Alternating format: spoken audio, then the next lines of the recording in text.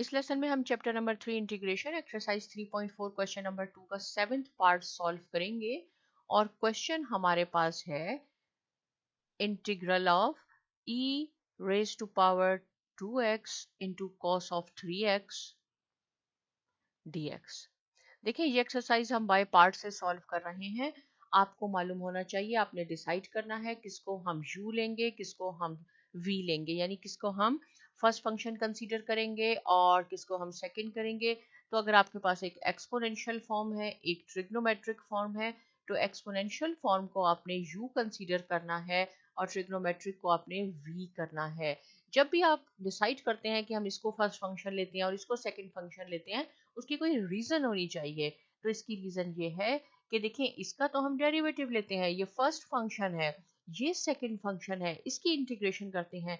जब हम इसकी 2 या 3 दफा इंटीग्रेशन करेंगे तो हम देखेंगे कि एक ये एग्जैक्ट ये सेम क्वेश्चन ही बन जाता है। एक स्टेज ऐसी आएगी कि ये एग्जैक्ट सेम क्वेश्चन बन जाएगा और हम उसको आई सपोज कर लेंगे।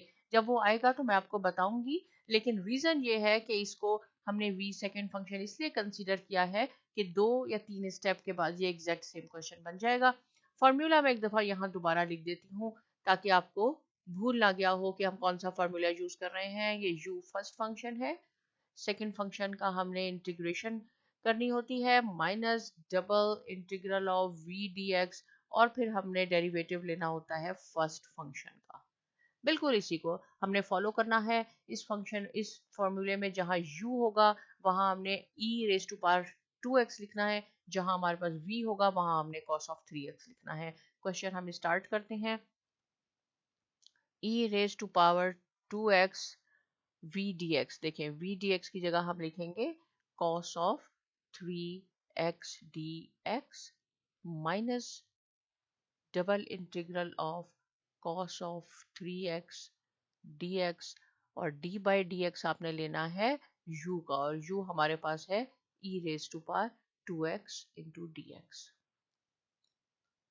तो ये क्या हो जाएगा, e raise to power 2x cos of 3x की जब हम इंटीग्रेशन करते हैं तो ये इक्वल होता है sine of 3x divided by 3 minus ये भी कॉस ऑफ 3x है तो इसको भी हम साइन ऑफ 3x, इसकी इंटीग्रेशन हो जाएगी 3।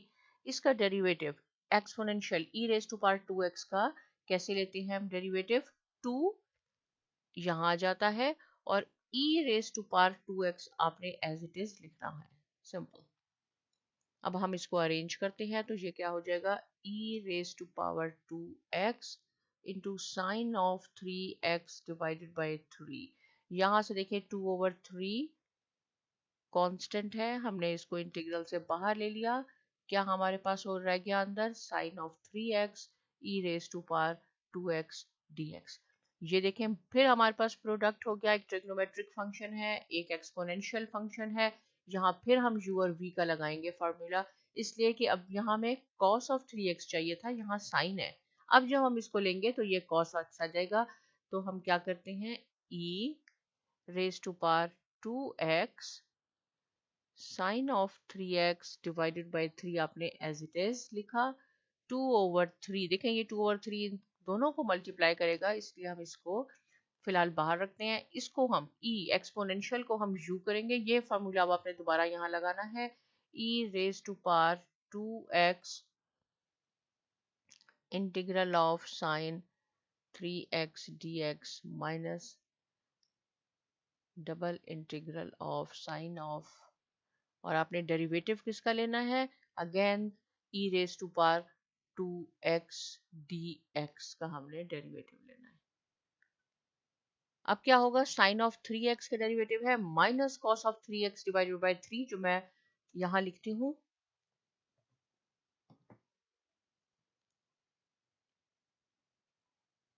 e raise to power 2x sine of 3x divided by 3 minus 2/3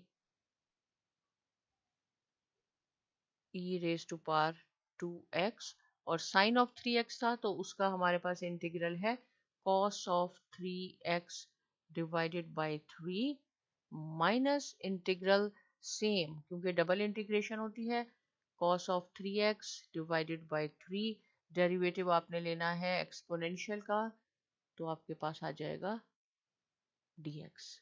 कहाँ से मैंने लिखा, मैं एक दफा दोबारा दिखा देती हूँ, यहाँ से ये कंटिन्यू है क्वेश्चन, इसकी इंटीग्रेशन है minus cos of 3x divided by 3, ये भी सेम होगा और इसका हमने डेरिवेटिव ले लिया।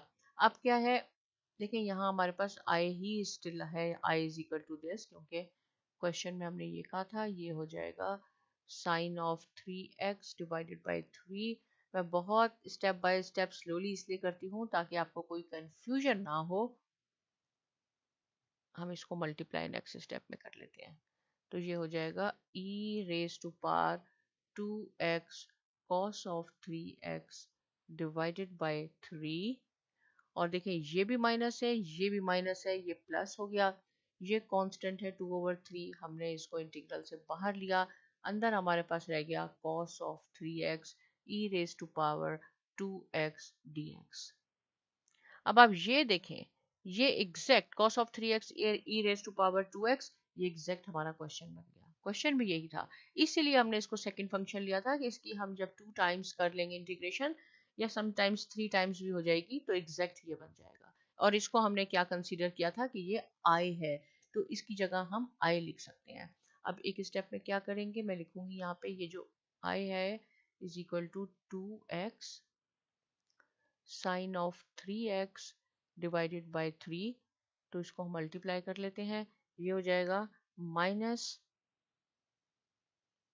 और ये भी यहाँ पे माइनस था, जो हमारा minus minus plus 2/9 e raise to power 2x into cos of 3x, और ये क्या है, प्लस माइनस माइनस 4/9, क्योंकि ये 2/3 दोनों को मल्टीप्लाई कर रहा है, तो ये माइनस 4/9, और इसकी जगह मैं क्या लिख सकती हूँ, i लिख सकती हूँ।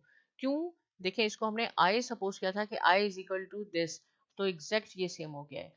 अब ये भी i है, अब इसको हम क्या करते हैं, इज इक्वल टू के जब यहाँ ले आएंगे तो ये हो जाएगा 4/9i, और ये एग्जैक्ट आपका यहाँ पे e raise to power 2x sine of 3x, ये एग्जैक्ट सेम यहाँ रह जाएगा।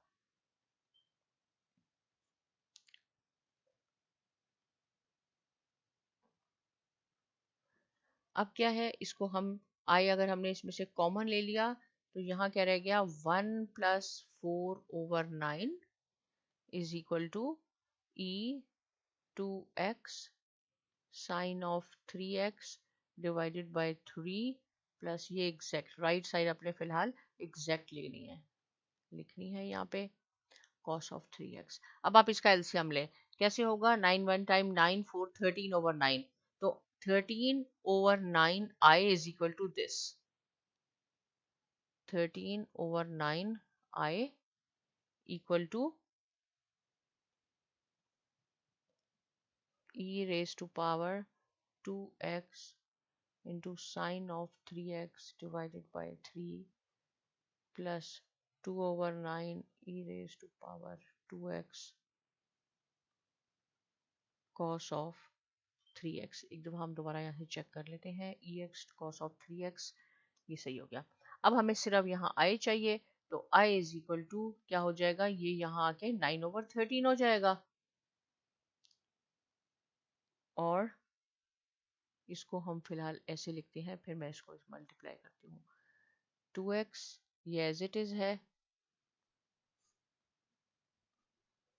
Plus 2/9 2x cos of 3x।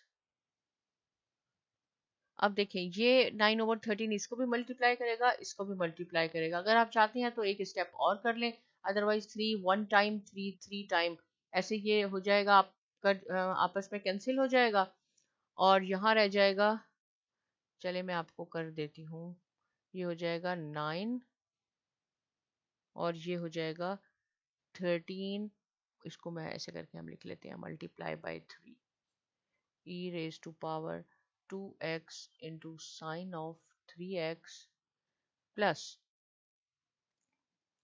ये इसका भी, इसके साथ भी मल्टीप्लाई हो जाएगा, ये हो जाएगा 9/13 इंटू 2 ये इसके साथ मल्टीप्लाई हो रहा है, और ये है 9/13 इसके साथ भी मल्टीप्लाई होगा, into 2/9 E raise to power 2x cos of 3x। Right, अब देखेंगे 9 से 9 कैंसिल हो गया, ये 3 1 टाइम 3 3 टाइम हो गया, तो मैं इसको लिख सकती हूँ 1/13, 3 से इसको मल्टीप्लाई कर दें, ये हो जाएगा 3 ई 2x। क्वेश्चन हमारा खत्म हो गया है, बस ये थोड़ी सी सिंप्लीफिकेशन हम कर रहे हैं और कुछ भी नहीं है। प्लस ये क्या हो जाएगा 2, क्योंकि 1/13 हमने कॉमन बाहर ले लिया है, 2e2x cos ऑफ 3x, यहाँ पे हम c भी ऐड करेंगे, कांस्टेंट ऑफ इंटीग्रेशन। अब देखें e raise to power 2x इसमें भी है, e raise to power 2x इसमें भी है, आप चाहते हैं तो इसको भी हम कॉमन ले लेते हैं, और नीचे 13 हो जाएगा, और यहाँ रह जाएगा 3 sine of 3x plus 2 cos of 3x plus C, और ये आपका आंसर है। देखिए थोड़ा सा लेंथी क्वेश्चन था, लेकिन क्या है बहुत ज़रा ध्यान से करना है आपने। याद रहे कि अगर एक एक्सपोनेंशियल फॉर्म है और दूसरी ट्रिग्नोमेट्रिक है, तो एक्सपोनेंशियल फॉर्म को आपने फर्स्ट कंसीडर करना है, यानी इसका डेरिवेटिव लेना है, सेकंड का आपने इंटीग्रेशन करनी है। इससे रिलेटेड कोई क्वेश्चन है आप ज़रूर पूछिए। साइमा एकेडमी को भी सब्सक्राइब कीजिए, और बहुत शुक्रिया।